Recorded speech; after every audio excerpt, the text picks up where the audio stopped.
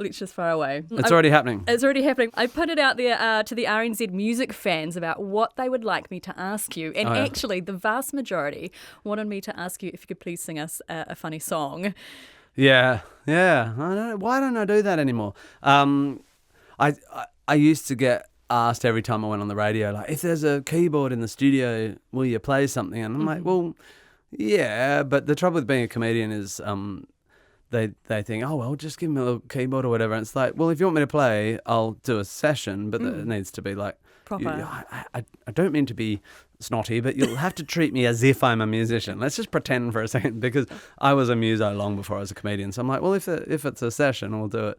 But and then I just sort of went, I know I haven't done comedy for 5 years, so it's quite weird, that thing. Yeah, and also it's not a Steinway, it's just a Casio. I can't play on Exactly. that, you know? How dare you? And you end up in studios with someone who's brought their keyboard in that they bought From in home. 1985, and they just go, play something, and you go, well, part of my comedy is kind of the visual. playing, and just the fact that although it's a silly song, the playing is kind of proper-ish. Last night you did a little session. I thrashed the hell out of that poor Yamaha. It was such a beautiful piano. It was lovely, and you got a standing ovation from the audience, which was just quite hard with Kiwis.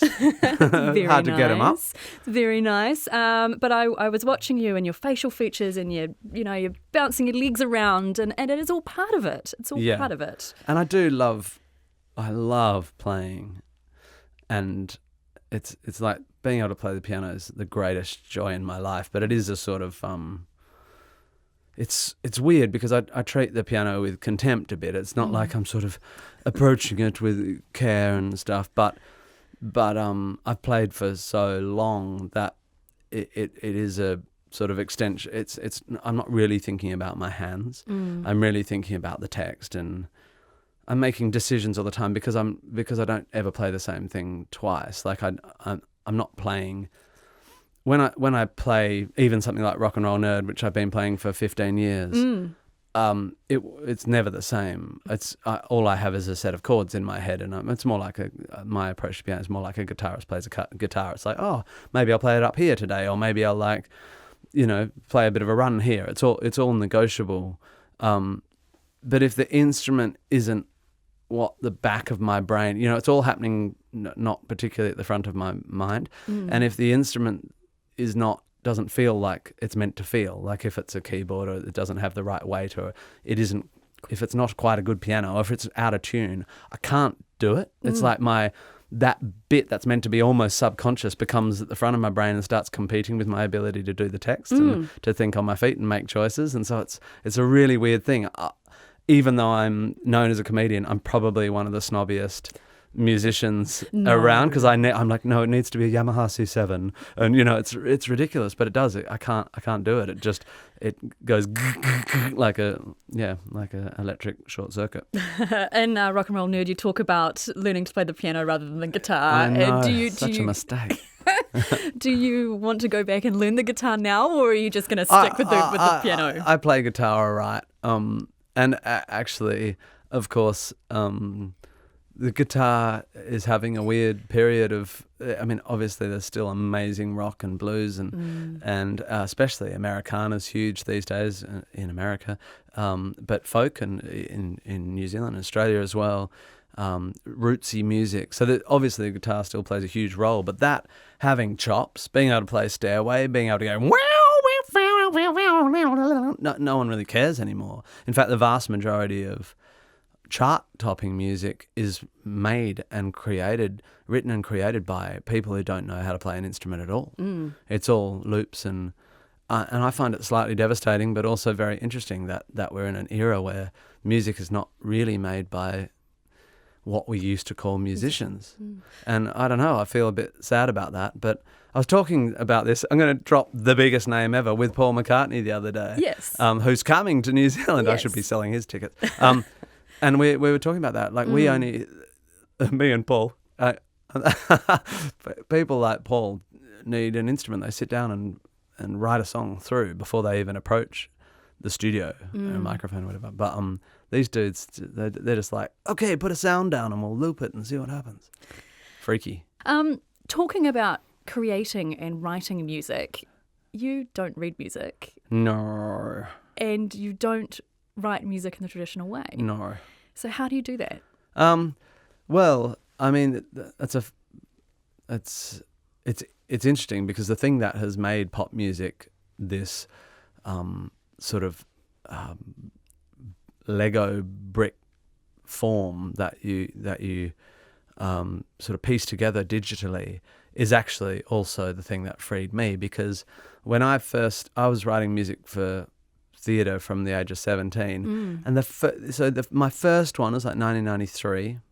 I guess I was 18.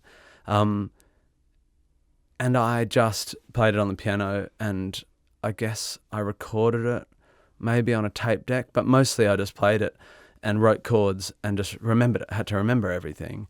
And I'd teach it to my brother who played guitar, and he'd go, oh, okay, so it's like an A minor thing, and you just create it. And it didn't exist anywhere until someone put a mic on in the theatre, and you kind of got this crappy recording. And by the time I did my next musical the next year, I was using scoring software where I'd play it in and it would come up, and I would give that part to a flute player who'd go, this doesn't look like proper dots. It looks like a computer interpreted a keyboard, but I'll fix it, you know. And then by the time I really got into it, I didn't need any of that. Now Groundhog Day and Matilda were created by me sitting down with Logic Audio Pro, playing in piano, putting in 8 vocal harmonies, bass, strings, flutes, the whole lot, and giving it to someone with the most amazing ears in the world, my mate Laurie, who transcribes everything for me. Sometimes I give him separate tracks, or sometimes just the whole track, and he just can hear it, and he just types it into Sibelius. So he does all the dots for me. Wow. I now have a human. Weirdly, I've gone through robots, and I now just have the most incredible human to do all that for me. So maybe artificial intelligence is not as intelligent as we think. No, well, we're a long way off from being able to create a Laurie. Intelligence is something that you touch on quite a lot in your music. I absolutely love the piece Loud from Matilda, where she talks about doesn't matter what you're talking about, as long as you say it loud enough, you'll get recognised. Slightly disturbing, #fake news. Yeah. Yeah, I mean, it's a great piece. Yeah, thanks. I guess the wormwoods in Matilda really represent a sort of greedy, anti-intellectual, superficial kind of. They're a cliche. They're monsters. They're awful. They didn't want their kid. Mr. Wormwood's totally amoral and is selling secondhand cars, and Mrs. Wormwood just cares about her ballroom dancing. And not that there's anything wrong with ballroom dancing, but their thesis. I mean, Mr. Wormwood says, "All I know I learnt from telly," which is excellent. Turns out excellent. You wouldn't have ever believed that suddenly the most powerful person in the world is Mr. Wormwood. That literally all he knows he gets from bad TV shows. Like, it's unbelievable. You just wouldn't. If someone had told me that when I wrote Matilda, I would have gone, nah, Mr. Wormwood wouldn't be able to become president. But Mrs. Wormwood's kind of represents this, what has happened in the post-digital age with information being sort of all equal, and depending on what website you read, you can believe some insane stuff, and you just stay in that community and have your poorly formed opinions vindicated and exacerbated by bubbles. And we are all in our bubbles. And somehow we have to get through this era and figure out how to teach people to pass information and to understand that there is such thing as truth, and there are such thing as experts, and there is such thing as data, and there is such thing as you are flawed. You don't. We need to teach humans that about confirmation bias and about false correlation, causal correlative fallacies, and about how to figure out what's true. I don't know how to do it. Do you think you're a truth teller and an activist through your music? I don't know. I try not to be. These days it hurts too much. I do believe there are good opinions and bad opinions, and I do try to hold myself to account. Last year I did this song about Cardinal Pell, which is the most overt piece of activism I've ever done. Yes. And it had an impact that I didn't see coming at all in Australia. What were you hoping to achieve out of writing that piece? Well, to express anger, which and to get people laughing at something very, very awful. But it was very, very deliberate. It came from Michelle Laurie on the project, who said we're trying to support the survivors of the Catholic Church's total ignoring of all the stuff that was going on for many, many years, and the most powerful Catholic in Australia is Cardinal Pell, and the Royal Commission asked him to come back to Australia to answer questions, and he said he was too sick to come, and that didn't seem quite right to me. And so I wrote it to raise money to send survivors to Rome to listen to him, to look him in the eye while he was giving these answers, and it worked. It worked in a way I wouldn't have believed. It also worked in a way that I had right-wing cartoonists writing cartoons about me and right-wing columnists saying I'm, just there's unbelievable amount of hate as well, but much, much more vindication than criticism. How do you deal with that hate? I don't read it. We dropped that single. I was on the plane when it happened, right. And so by the time I landed in LA, it was like all the morning shows in Australia were talking about it. I landed in a time people were so angry, and it was just good timing. I'm proud of it. People come up to me just in tears in Australia all the time. The damage done is immeasurable. You said that it also gave an outlet for people to laugh at something quite serious, and actually in a lot of your stuff you touch on really dark subject matters. Matilda is about child abuse. Yeah. Groundhog Day, there in one song he kills himself, and talks about suicide. That is such a dark place to be. Yeah. So how do you balance that dark and that light in your music? Well,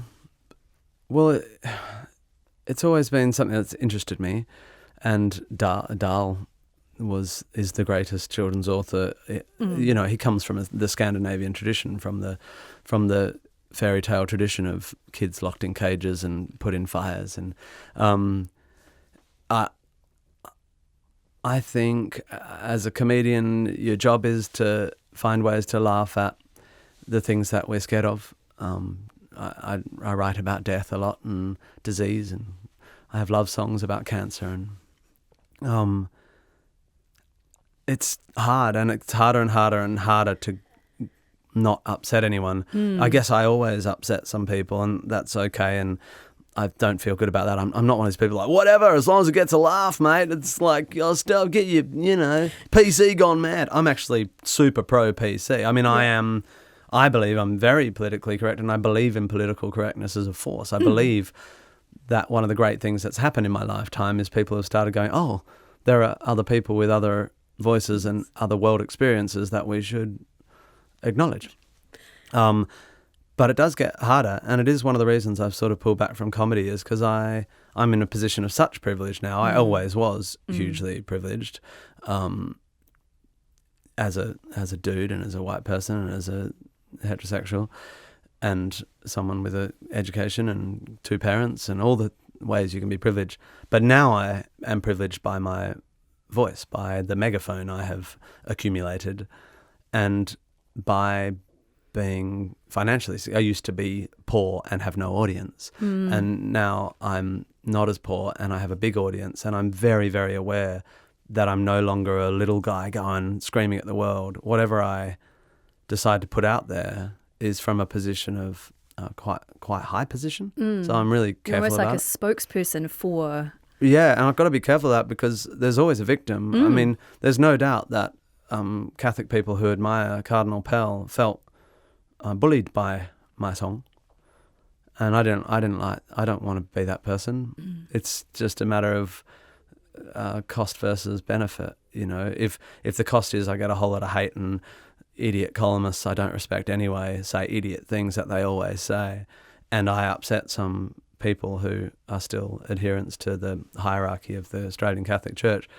but on the other hand I get these endless letters of people saying, I always knew my dad had suffered, but he never talked about it, and your song came on the radio and he burst into tears and talked to me about it for the first time. And that's just one of literally hundreds. Wow. And so I'm like, all right, that's fine. That was a good act. But that's one song in 4 years. I'm mostly like, I think I'll just stay out of that one. And everyone's screaming on the internet about everything now. So it's hard to have I try to now only really say something if I feel like I've got something different to say. And what are the odds you've got something different to say in the avalanche of voices? And are there any topics that are off limits for you for your music? No, I don't think any topic is off limit. But some topics you've got to be really sure about what you're saying, and you have to accept the fact that people won't get it if you're using irony and stuff. I mean, there's no doubt that the song Hope from Groundhog Day, which is an ironic, it is a comic look at a person attempting suicide over and over again. It's mainstream Broadway musical with depictions of, like, comic depictions of multiple suicides. There's no doubt that will trigger some people's, not to use a hot word, but the word triggering is overused, like the word privilege, but it's a useful word. It will, someone will get upset by that. Just like I used to do stand-up comedy about your baby dying, because I had a baby and it's your greatest fear, and one of the ways you can deal with that is to laugh in the face of your fear. That's what comedy does. But that doesn't mean no one got upset by that. I mean, that's the cost. And I don't know what to do with that anymore. Tim Minchin, it's been an absolute pleasure. Will we see you in New Zealand again anytime soon? I hope so. My fantasy is that I'll be able to get here before Matilda ends, because the Matilda Australia-New Zealand tour, which has been this absolutely unmitigated joy. I mean, Australia has just eaten it up, and the cast are unbelievable, and I know New Zealand are going to love it, and I want to see it here. And because it's coming to the end of its Australia-New Zealand tour, I want to mark that. And my fantasy is I'll get here for the end of the season and do a show of my own as well. So I'll try. That'll be like October. That would be lovely. I love being here. I've never met a Kiwi I don't like. Good, we love you. Oh, that's just one dude.